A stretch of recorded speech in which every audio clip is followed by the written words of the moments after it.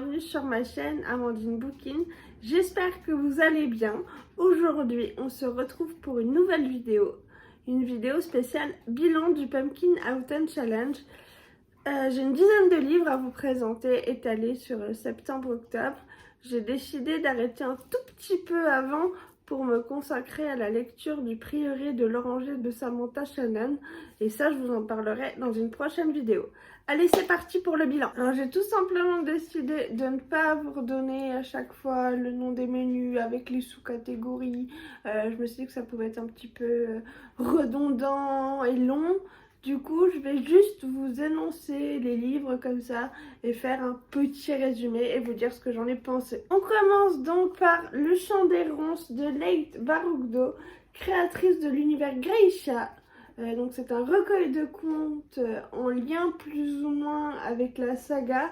Alors je connaissais pas du tout la saga, mais le recueil de contes est vraiment super beau. En plus, à l'intérieur, il y a même des illustrations, je vais vous montrer, qui avancent par exemple en même temps que vous avancez dans le récit. C'est vraiment super beau. Je sais pas si on voit très bien. Voilà, je me rapproche. Vraiment, les contes, c'est vraiment des choses qui font peur. Les textes sont vraiment bien faits. J'ai vraiment envie d'en savoir plus sur l'univers Grisha pour le coup. Et bah, dès la première lecture du pack, petit coup de cœur, voilà, vraiment très sympa. Le deuxième livre que j'ai lu pour le pack, il s'agit de Contre Natura de Mirka Andolfo. C'est un comics que j'ai emprunté à mon chéri dans sa bibliothèque. Il s'agit d'une société d'animaux anthropomorphes. Dans cette société, on va rencontrer un personnage en particulier. Il s'agit de Leslie, c'est une jeune cochonne de 25 ans. Cette jeune femme a des particularités. Je vais pas tout vous raconter parce que ce serait spoiler l'histoire. Franchement, j'ai beaucoup aimé parce que du coup, en dehors du speech de base, on a une vraie analyse et critique de la société et on aborde des thèmes comme la sexualité. Voilà. Le seul petit point négatif pour moi, c'est que voilà, l'autrice est là sans arrêt, quasiment dévêtue son héroïne. Et ça, je trouve que pour certains chapitres, bah, il n'y a pas besoin d'avoir une nana en débardeur et petite culotte. Voilà, c'est juste mon avis, c'est juste une critique. Peut-être que vous, si vous connaissez, ça vous aura pas fait cet effet-là. Mais en tout cas, voilà, j'ai beaucoup aimé les dessins. C'est très sexy, très érotique. Je vais vous montrer un petit peu.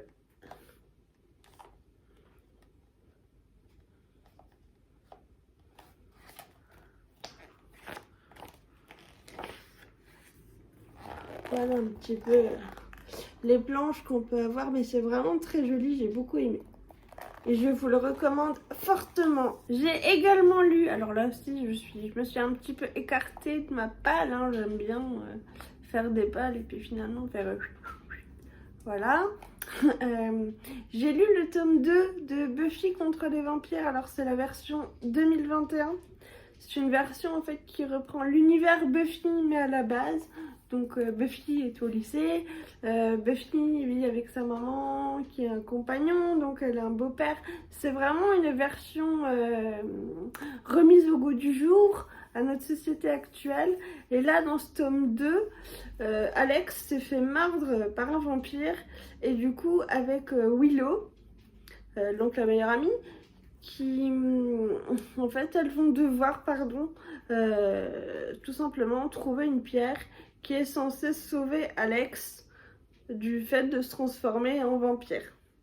Alors si le scénario je l'ai trouvé très bon, par contre les dessins, alors c'est pas le même dessin, enfin le même dessinateur que dans le tome 1 et les dessins sont un petit peu plus décevants dans ce tome 2, mais j'ai beaucoup aimé.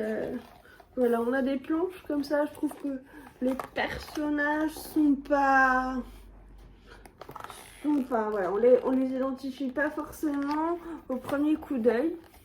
Moi, il y a un truc qui m'a un petit peu dérangé, c'est que Cordelia a complètement disparu. Je vous le demande les copains, où est Cordy? Je continue avec de la BD. J'ai lu également Radium Girl de Si. Donc c'est un fait historique. C'est un petit roman graphique où on y découvre en fait le quotidien de ces femmes qui ont peint au radium les horloges pour qu'on les voit en fluorescent la nuit. Voilà, destin tragique de ces femmes qui vont tomber malades les unes après les autres. Alors ce que j'ai aimé bien évidemment, c'est l'histoire, c'est savoir ce que ces femmes ont vécu, parce que j'en avais jamais entendu parler. Voilà, j'ai beaucoup aimé la sororité des personnages que l'autrice s'y met en avant, autant bien par le dessin que par le scénario. Donc voilà, c'est surtout des... Je vais vous montrer, hein, c'est des planches, il n'y a pas 46 000 couleurs, ça reste au niveau d'une même charte graphique. Pour moi, le seul bémol de ce roman graphique, c'est que j'aurais aimé en savoir plus. J'aurais aimé que le sujet soit beaucoup plus approfondi. Parce que finalement, 140 pages, ça passe super vite. Mais voilà, si vous connaissez pas, rien que pour la sororité, l'amitié entre ces femmes, bah, je vous dis, allez-y, foncez. Parce que c'est vraiment une belle BD à avoir dans sa bibliothèque. Il y a eu dans ce challenge une grande première. J'ai fait une lecture en VO et il s'agit de Pumpkinhead de Rainbow Rowell, entre autres au scénario. Alors Rainbow Rowell, c'est l'autrice de Fangirl, un petit roman assez connu. Et donc là, c'est une comédie romantique où l'on rencontre Daisy et Jessica. Alors, ils travaillent dans un parc d'attractions dédié autour d'Halloween et des citrouilles. Donc du coup, il est parfait pour la saison, hein. Donc voilà, en fait, ces deux adolescents travaillent dans ce parc et ils se voient une fois par an, du coup, pour travailler dans ce parc. Et en fait, le jeune homme, il a du mal un petit peu à aller parler avec des filles, tout ça, voilà. C'est un garçon timide et son ami, un petit peu plus extraverti, va le pousser à aller parler avec une seule fille. Et au final, il se rend compte qu'il est amoureux d'elle. Voilà, c'est une petite comédie romantique où on voit un petit peu le scénario couru d'avance. Mais c'est très joli et c'est doudou, c'est feel good, ça fait du bien. Voilà, j'aurais aimé que ça dure un petit peu plus longtemps. Voilà. Je suis un petit peu déçue par la rapidité du scénario, mais c'est vraiment très joli. Premier gros coup de cœur de ce Pumpkin Autumn Challenge édition 2021. Il s'agit de Miss Peregrine et les enfants particuliers de Ransom Ridge. Il s'agit du tome 1. Donc c'est le roman issu du film avec Eva Green, adapté par Tim Burton. Je suis une grande fan de Tim Burton en plus. J'ai beaucoup aimé le film, mais encore plus le livre. Franchement, j'ai dévoré ce roman en une semaine. Alors, on rencontre Jacob, il a 16 ans. Et depuis tout petit, son grand-père, lui, raconte des histoires autour d'enfants qui ont des particularités très étranges. Et un jour, son grand-père va mourir dans d'étranges circonstances. Et il va retrouver des photos, des lettres autour d'une certaine Miss Peregrine, directrice d'un orphelinat. Donc il va partir avec son père, voilà, suite à une petite dépression, il va partir avec son père sur une île et il va partir donc à la recherche de cet orphelinat. Orphelinat qu'il va donc trouver puisqu'il traverse une boucle temporelle. Voilà, rien que l'idée de voyage dans le temps comme ça, moi ça me plaît énormément. Il y a des photos à l'intérieur, je vais vous montrer ce côté un peu roman photo. Moi je dis que ça rend encore plus le récit réel, même si c'est du fantastique. J'ai énormément apprécié ce tome 1, j'ai vraiment hâte de lire la suite parce que voilà, c'est juste génial, immense coup de cœur. Et voilà, j'ai rien d'autre à dire dessus, c'est juste le coup de cœur, c'est juste, je l'ai dévoré comme ça, voilà, je l'ai croqué. Deuxième coup de cœur, oui, j'avais envie d'en parler tout de suite. Donc il s'agit du tome 2 de la saga L'Épouvanteur de Joseph Delaunay. Donc dans le tome 2, on retrouve Tom et son maître d'apprentissage. Donc pour ceux qui connaissent pas la saga L'Épouvanteur, Tom est le 7e fils d'un 7e fils et du coup sa famille va l'envoyer en apprentissage chez un épouvanteur. Donc une personne capable de chasser sorcières et autres créatures obscures. Donc dans le tome 2, on est 6 mois après le tome 1. Donc Thomas continue son apprentissage.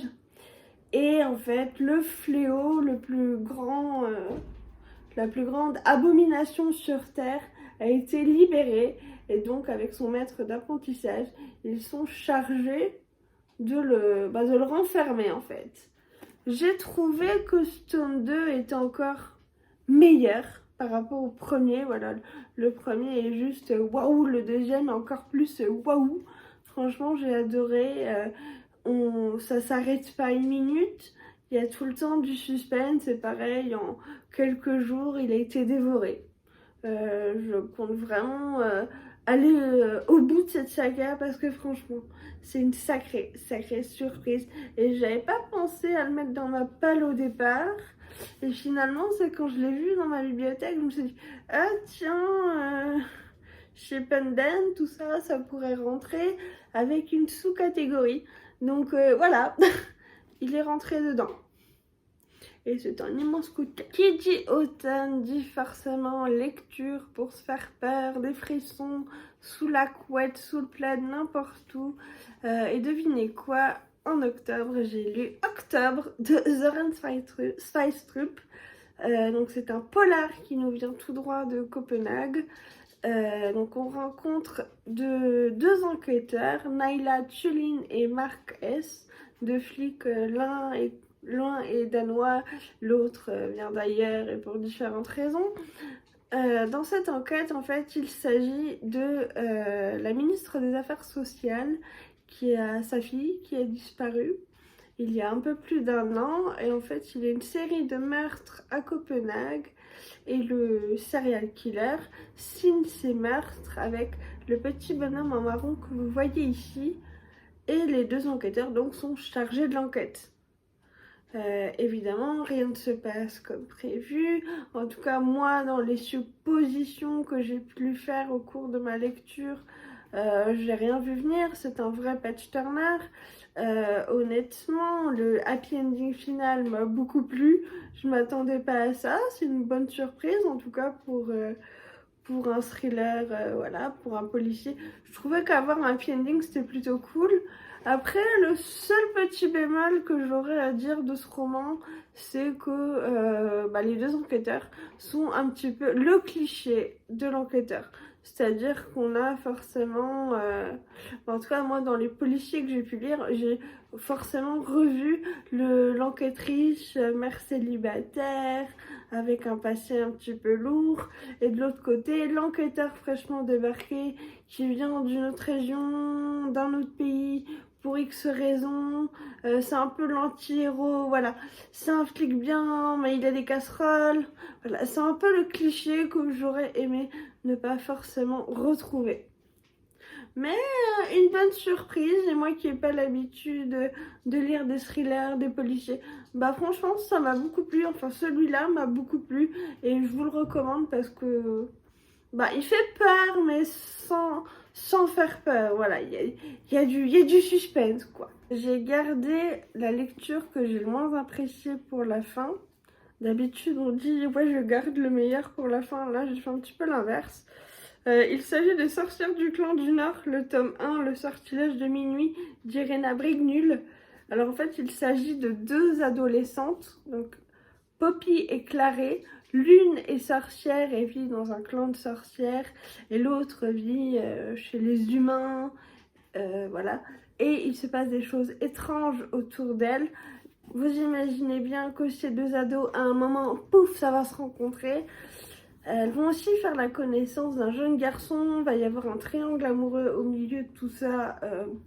Honnêtement, j'ai pas compris l'intérêt du triangle amoureux. Enfin, c'est vraiment un roman très ado hein, pour le coup. Ce qui m'a beaucoup plu par contre, c'est les sorcières et la forme de magie qu'elles utilisent. Donc, elles sont un petit peu... Alors, c'est pas des sorcières qui balancent des boules de feu, hein, j'en ai déjà parlé dans ma dernière vidéo. C'est des sorcières qui sont proches de la nature, qui vivent avec le cycle naturel des saisons, voilà, qui utilisent des plantes médicinales. Et je vois bien aussi au cours de ma lecture que la magie qu'elles utilisent, elles peuvent se transformer en oiseaux par exemple. Et cette magie, elle est lourde à porter, elle est épuisante, enfin voilà. Ça, c'est un aspect du livre qui m'a beaucoup plu. Par contre, le reste, un peu moins. Alors, c'est une duologie. Je sais pas si je vais aller sur le tome 2 pour le coup. Peut-être pour voir comment ça finit, mais je pense que le tome 1 est suffisant à lui-même en fait. J'aurais pas fait... Moi, personnellement, je n'aurais pas fait de suite à ce roman, mais je tenterai le tome 2 pour voir. Voilà, c'est tout pour ce bilan somme toute positif comparé aux lectures estivales. Franchement, là, le Pumpkin Autumn Challenge m'a bien relancé dans les lectures. Dites-moi, vous, comment votre challenge il s'est passé, il se passe, parce que c'est pas encore tout à fait terminé. Voilà, dites-moi si on a des lectures en commun, si voilà, qu'est-ce qui vous plaît, qu'est-ce qui vous plaît pas. N'hésitez pas à venir papoter, je serai ravie de vous répondre. N'hésitez surtout pas à vous abonner si ce n'est pas déjà fait, à mettre un petit pouce en soutien, à partager la vidéo si elle vous a plu, si vous avez envie de faire découvrir mes vidéos. Je vous fais des gros bisous et je vous dis à bientôt. Bye!